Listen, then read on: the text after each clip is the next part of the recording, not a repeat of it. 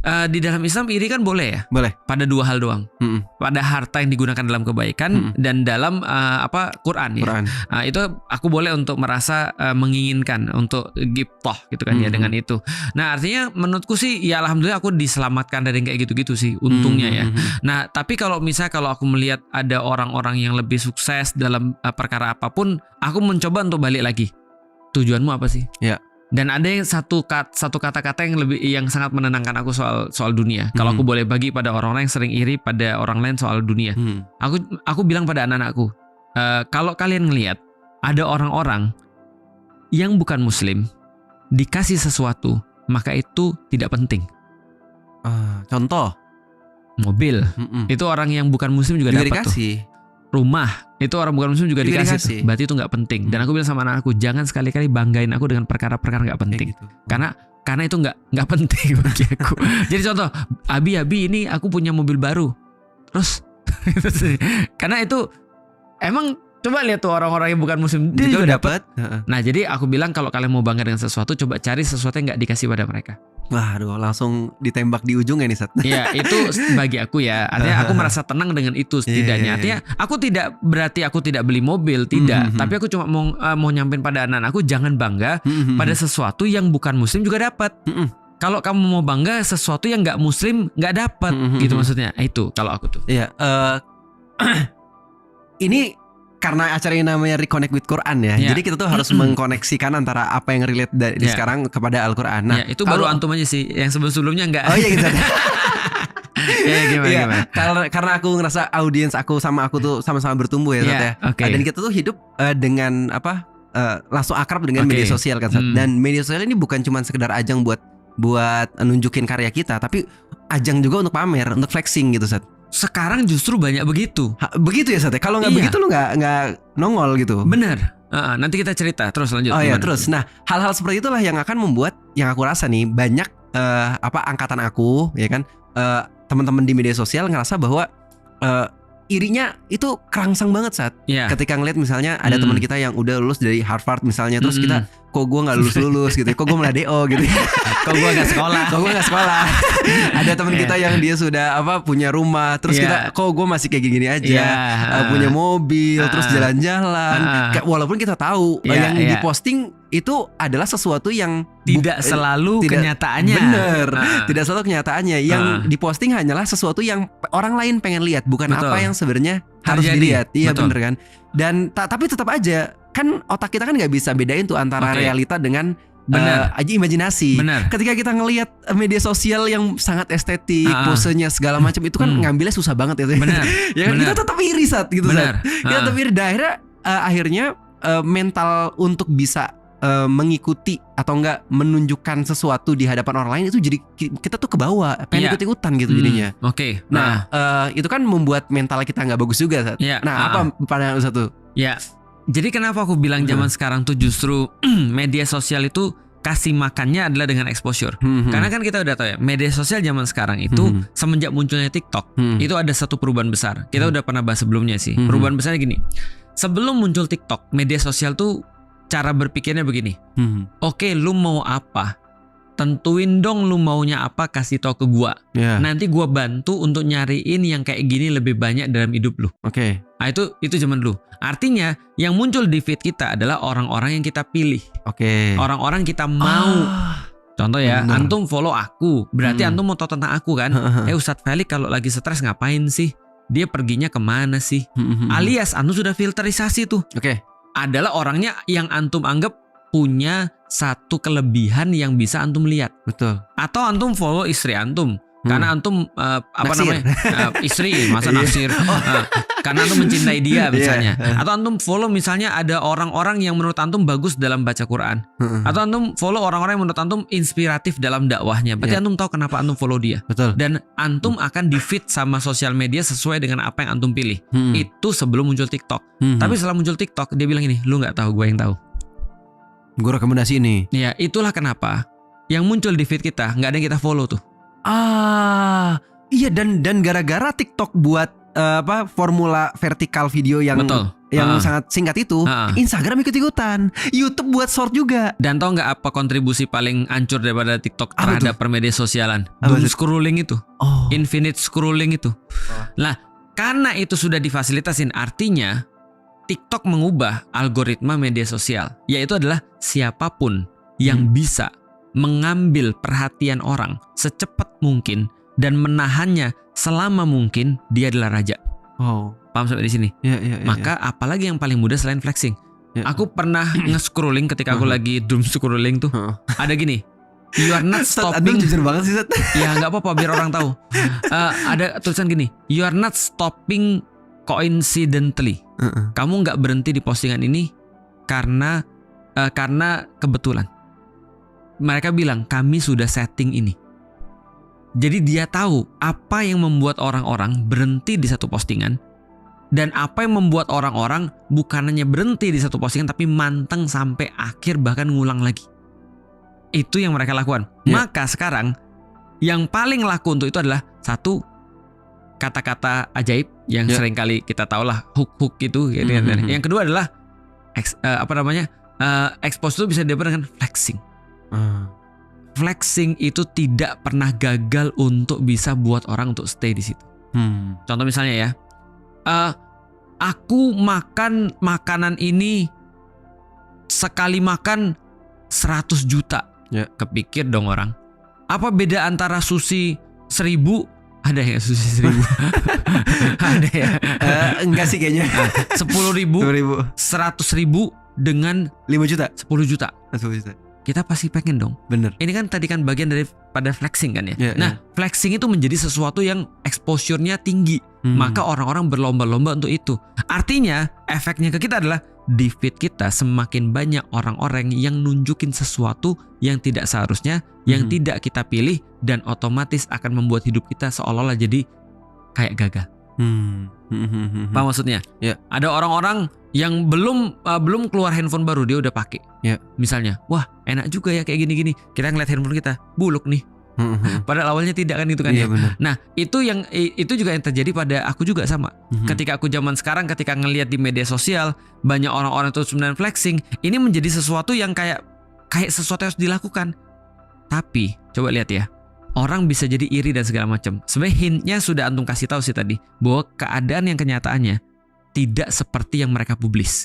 Ingat itu, bahwasanya orang-orang flexing itu pasti 100% pasti tidak seperti yang yang kita lihat. Tahu nggak kenapa? Kenapa, Sat? Karena orang yang punya itu nggak akan posting. Paham nggak maksudnya? Jadi contoh ya, kalau ada orang masih jual kelas, mohon maaf nih, ada orang masih misalnya perlu duit, misalnya, berarti dia bukan orang kaya. Karena orang kaya nggak perlu jualan kelas. Paham nggak sih maksudnya? Oh tapi ini tuh nolong orang. Lu nggak perlu flexing. Kalau lu mau nolong orang, lu nggak perlu flexing. Maka ini harus kita tahu nih, bahwa saya kenyataannya tidak seperti yang seperti itu. Yang kedua, menarik banget. Aku main baca satu riset. Bagaimana menentukan orang akan bercerai atau tidak sebelum dia bercerai? Keren kan?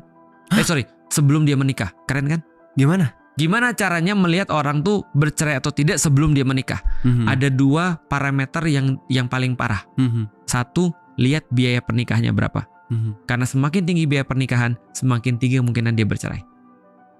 Yang kedua, lihat bagaimana dia mengeksposur diri dia di media sosial. Karena semakin dia mengekspos diri dia di media sosial, semakin tinggi juga bercerai. Ngeri kan?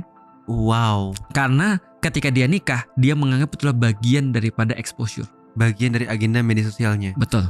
Sehingga dia sebenarnya nggak perlu istrinya, dia perlu exposure pernikahannya. Paham maksudnya? Makanya kan orang bilang ketika semakin tinggi, jadi orang bilang ini, lu tinggi misalnya angka untuk pesta, untuk apa? Lu mau nunjukin sama siapa? Gitu maksudnya. Kalau lu mau nunjukin sama istri lu sendiri bahwa lu bahagia sama dia, lu nggak perlu posting itu ke media sosial.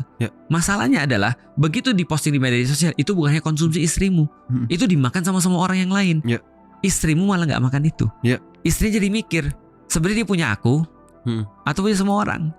Atau soalnya jadi mikir, ini sama istriku ini disenangkan sama aku atau disenangi sama orang yang lain. Karena dia terus-menerus untuk cari perhatian di media sosial. Itu problematikanya. Dan menurutku ya, setelah aku ngelihat beberapa waktu ini, kayaknya benar banyak perceraian di Indonesia dipengaruhi oleh itu. Dan itu berarti 2020 akan lebih banyak lagi. Wow. Karena itu sudah jadi pola. Itu jadi pola di media sosial. Polanya sederhana. Exposure lebih penting daripada hidup kita sendiri. Wow. Coba lihat sekarang ya, berapa banyak orang di dalam terus kemudian pernikahan mereka bikin masalah, sengaja bikin masalah. Di fabricated masalah itu glorify lagi untuk dapat followers, untuk dapat perhatian. Setelah itu mereka dengan sangat mudah begini, gue udah mau cerai nih, kayak gini-gini dan segala macam. Tiba-tiba setelah dapat pandangan orang, dapat exposure dari orang, nggak jadi nih. Paham gak maksudnya? Dan ada yang benar-benaran jadi. Gara-gara itu mereka merasa bagus nih ternyata. Nggak setiap ternyata problematika hidup tuh ternyata jadi buruk kan? Ternyata bisa jadi exposure kan?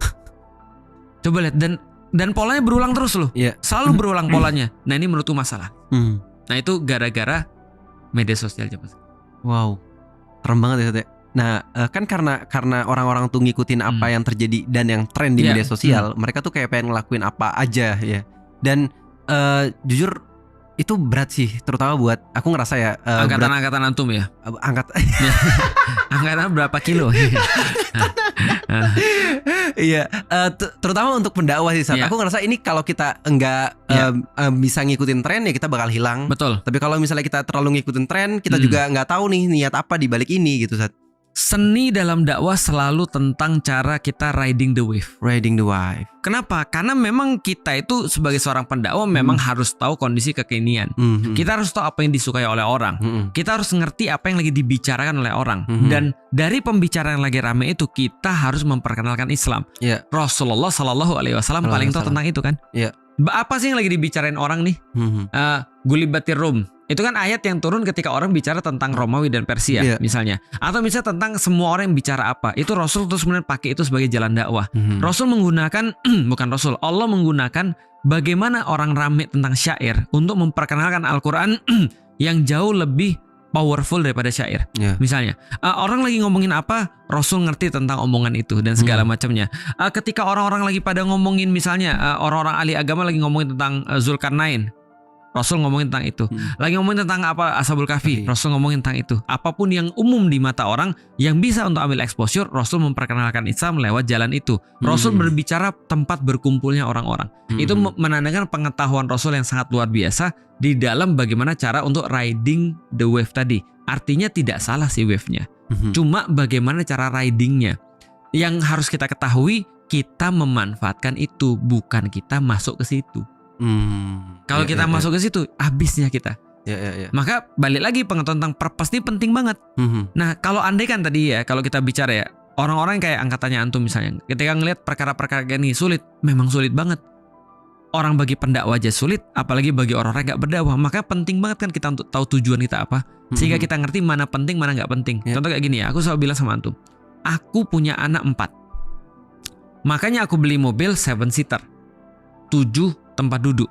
Artinya begitu aku di jalan, aku ngelihat BMW seri 7 elektrik misalnya gitu, aku ngelihat, wow mahal nih, keren banget.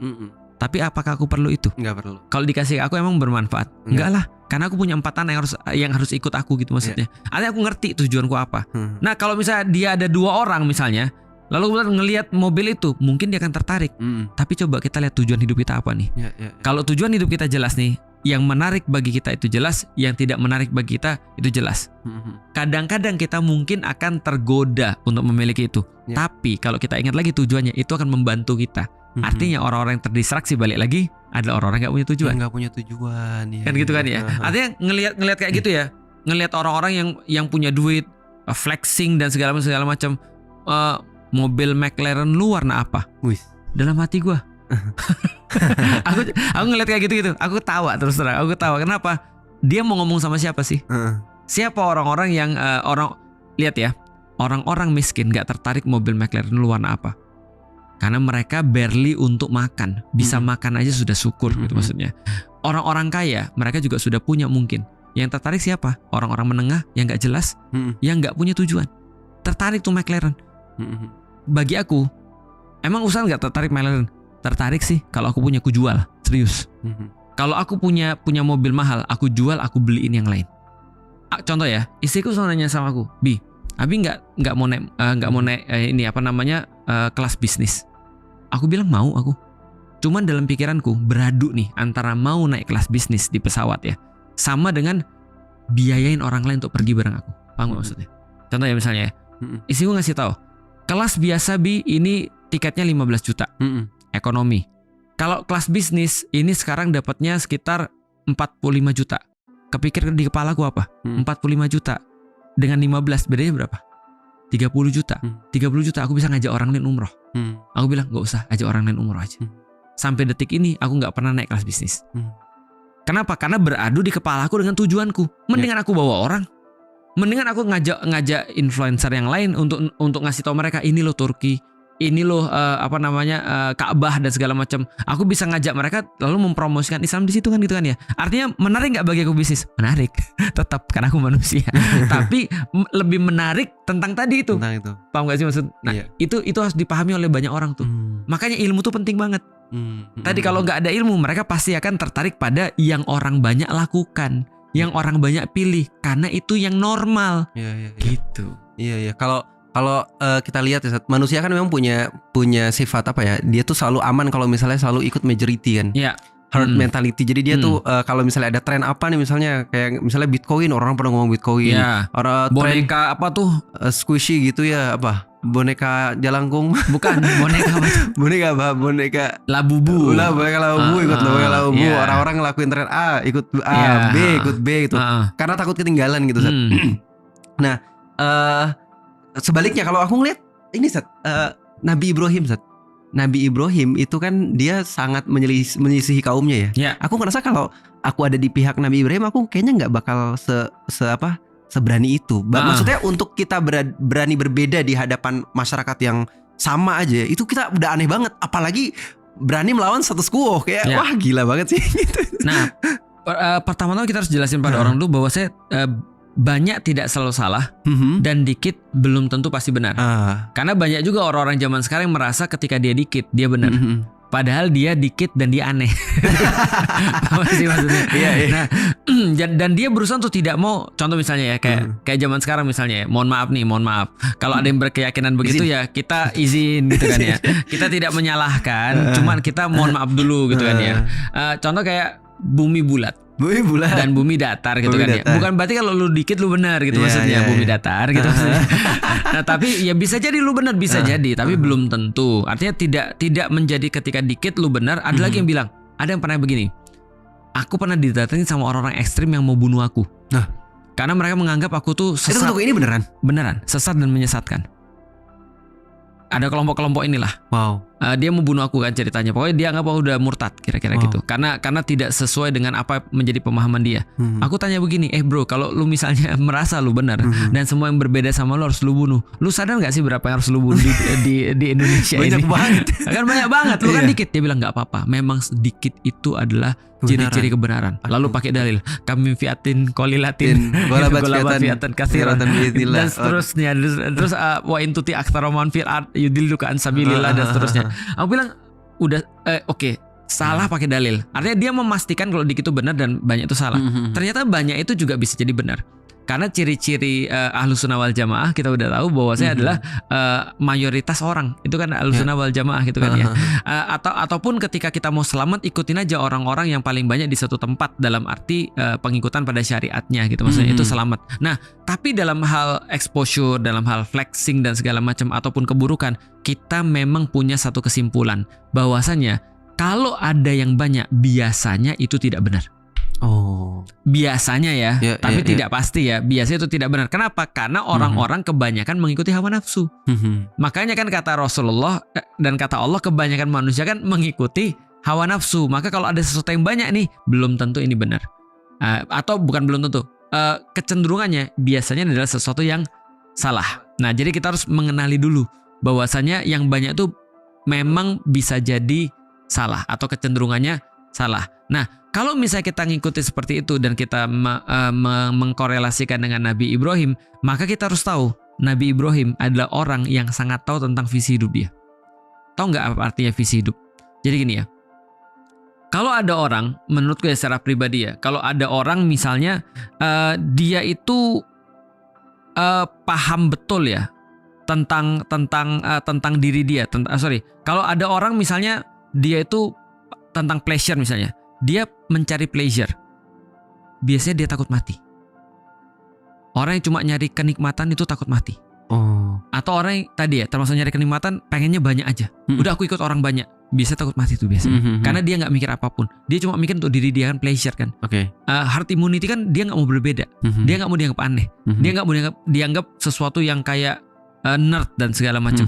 Nah, tapi kalau dia meningkat kepada passion, dia meningkat pada dia udah ngerti diri dia mulai berbuat untuk orang lain, dia berpindah dari takut mati menjadi tidak takut mati. Nah, itu ketika dia sudah melakukan karena passion. Tapi orang punya purpose, itu bukan hanya dia tidak takut mati, tapi dia berani hidup. Paham maksudnya? Dia tahu ketika dia hidup dia harus ngapain. Karena dia udah tahu ujung-ujungnya bakal mati. Dan dia siap nukar hidup dia untuk sesuatu. Maka orang-orang yang benar-benar hidup adalah orang-orang punya purpose kan. Makanya orang-orang punya purpose adalah gini, jalan gua di sini, ini sudah jelas. Tapi untuk jalan ke sini, gua akan ngajak sebanyak mungkin orang untuk ke jalan ini. Gua akan fleksibel di dalam penerapannya. Tapi ide gua udah jelas, gua mau jalan ke sini. Kalau lu mau ikut, alhamdulillah. Kalau lu nggak mau ikut, gua tetap jalan di sini. Dan kalaupun jalan gua ke sini, ini membuat gua harus kehilangan nyawa, gua nggak ada masalah. Itu mental Nabi Ibrahim. Bukan berarti dia nggak mau hidup, bukan. Dia mau hidup dan dia nggak takut mati karena dia tahu purpose-nya apa. Nah, zaman sekarang kenapa itu menjadi sulit? Karena kita tidak jelas maunya apa.